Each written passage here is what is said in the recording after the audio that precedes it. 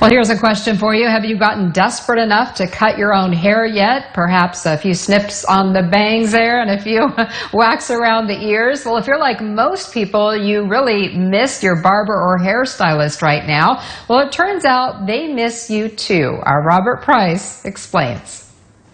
It's been 5 weeks now since the COVID-19 pandemic shut down hair salons, barbershops, tattoo parlors, and spas. And after 5 weeks, home do-it-yourselfers are not the only ones anxious to return. Last week, at least 2 groups in California started petitions asking Governor Gavin Newsom to consider making them a part of the first wave of businesses to reopen. Newsom has made no commitments who or when things may change. And this week, President Trump, addressing Georgia's intention to reopen its economy, had this to say. It's just too soon. I think it's too soon. From spas and beauty parlors, tattoo parlors, and barbershops. These are great people. But you know what? Maybe you wait a little bit longer till you get into a phase 2. Rest assured, however, when they do reopen, things will be different. Phil Burks says the 8 Great Clips salons he owns in Bakersfield average a combined 4,200 haircuts a week.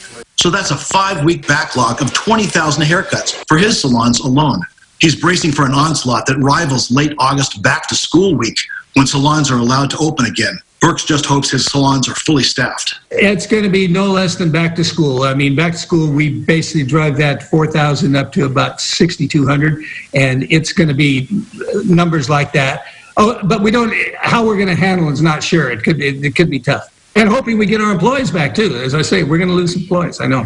Based on what other countries have done, it's likely that both stylists and customers will be required to wear masks. Stylists may need to wear gloves, and customers may have to submit to a thermometer at the door. No fevers. Customers would be seen by appointment only, and salons would need to limit the number of people allowed inside at one time.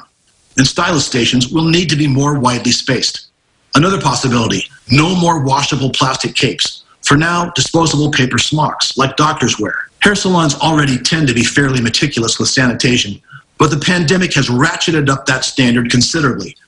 Barbicide, one of the nation's largest salon disinfectants, says the EPA has certified its products as effective against human coronavirus, though it has not been tested on the COVID-19 strain. One thing's for sure, when they do reopen, we'll see some shaggy lines out the door.